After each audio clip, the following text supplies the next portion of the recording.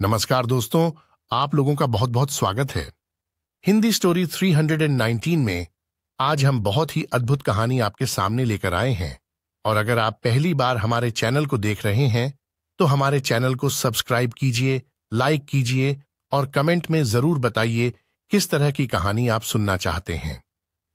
Doctor Patnaik Delhi के सबसे बिडिड heart surgeon में से एक थे। ये कहना गलत नहीं होगा कि उनके जैसा डॉक्टर वहां कोई नहीं था। काम में सबसे अनुभवी और जमीनी स्तर से जुड़े हुए वो बहुत ही विनम्र इंसान थे। एक बार डॉक्टर्स के बेडेढ़े समूह को अपने अनुभव उनके साथ बांटने के लिए उन्हें आमंत्रित किया गया। डॉक्टर पटनायक 2 वर्षों से अमेरिका में अपनी सेवाएं दे रहे थे और जब पता चला कि उन्हें दिल्ली जाकर डॉक्टर्स के एक बीडेढ़े ग्रुप को संबोधित करना है और इस ग्रुप को बताना है कि वो गांव-गांव तक अपनी सेवाएं कैसे पहुंचा सकते हैं, गांव के लोगों को हॉस्पिटल से कैसे जुड़ सकते हैं और गांवों में हॉस्पिटल का निर्माण कर मुफ्त में अपनी सेवाएं जन जन तक कैसे पहुंचा सकते हैं। उन्हें जब इस बात का भी पता चला कि दिल्ली से कुछ दूर एक गांव में डॉक्टर्स की मीटिंग रखी गई है, तब वे बहुत खुश हुए, क्योंकि डॉक्टर पटनायक दिल्ली के अलावा कई गांवों में अपनी मुफ्त सेवाएं दे चुके थे और उन्हें गांवों के लोग बहुत मानते थे। उन्होंने अपनी फ्लाइट टिकट बुक की, अपना सामान पैक किया और अगले ही दिन दिल्ली के लिए रवाना हो गए। देर शाम को उनकी फ्लाइट लैंड हुई। मौसम ने अपना रुख बदला हुआ था। आसमान से 1-2 बूंद टपकती पानी कब छोटे छोटे ओले में बदल गए पता नहीं चला। मौसम बहुत ज्यादा खराब था। दिल्ली से एक जूनियर डॉक्टर शर्मा और उनका ड्राइवर मोहन उन्हें लेने के लिए एयरपोर्ट पर उपस्थित थे।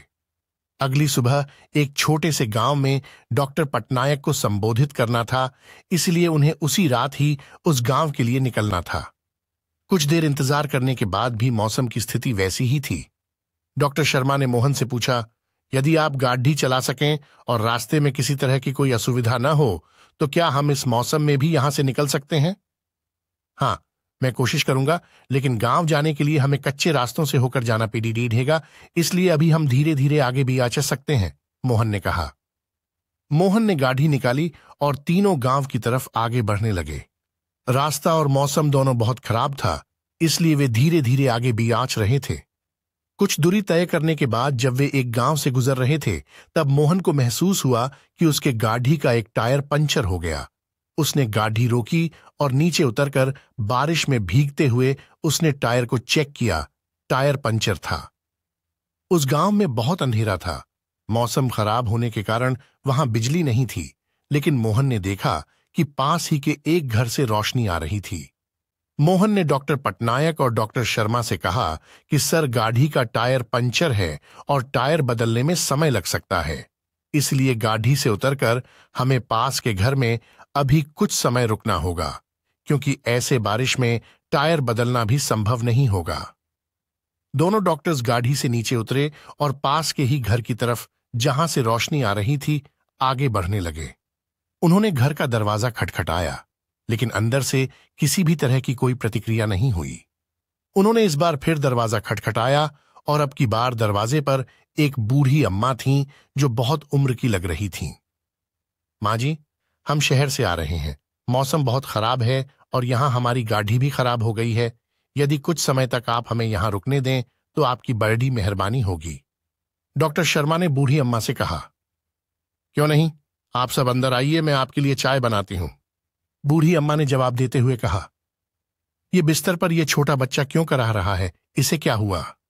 डॉक्टर पटनायक ने बच्चे की कराह सुनी और बूढ़ी अम्मा से पूछा। अब क्या बताएं साहब, गांव में हॉस्पिटल की सेवाएं नहीं हैं। हर छोटी बड़ी बीमारी के लिए शहर जाना पेडीडी रहता है। यह मेरा इकलौता पोता है।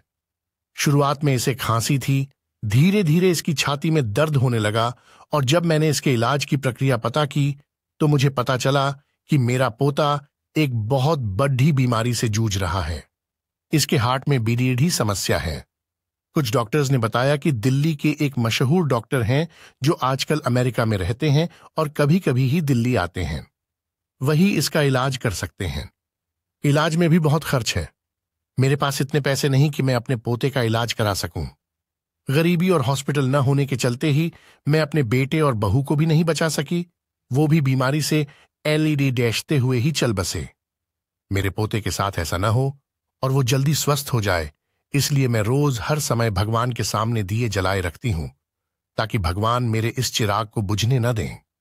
मैं हर जो भगवान से प्रार्थना करती हूं कि जब भी डॉक्टर पटनायक दिल्ली आए तो मुझे किसी के माध्यम से पता चल सके और मैं उनसे मेरे पोते की जान बचाने की भीख मांग सकूं। अब सब मैंने भगवान पर छोड़ दिया है साहब, ऐसा कहकर बूढ़ी अम्मा रोने लगीं। ये सब बातें जब डॉक्टर शर्मा ड्राइवर मोहन ने सुना तो उनके चेहरे पर एक अलग ही चमक दिख रही थी। डॉक्टर शर्मा बूढ़ी अम्मा के पास गए और उन्होंने उनका हाथ पकड़ देशते हुए कहा, माँ जी, आप जिन डॉक्टर पटनायक की बात कर रही हैं वो आपके सामने ही खड़े रहे हैं।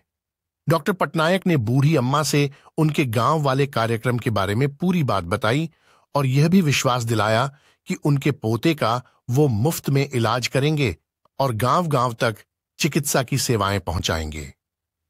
यह सुनने के बाद बूढ़ी अम्मा को विश्वास हो गया कि इस दुनिया में विश्वास कितना जरूरी है और उस भगवान पर विश्वास कितना जरूरी है जो आपकी दिल से निकली दुआओं और प्रार्थनाओं को कबूल करते हैं।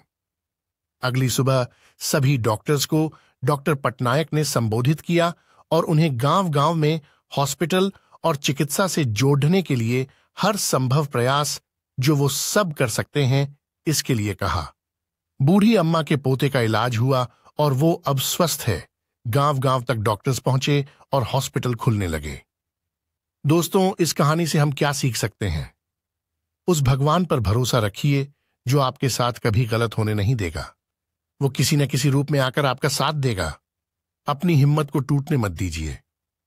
आप लोगों का बहुत बहुत धन्यवाद इस कहानी को सुनने के लिए।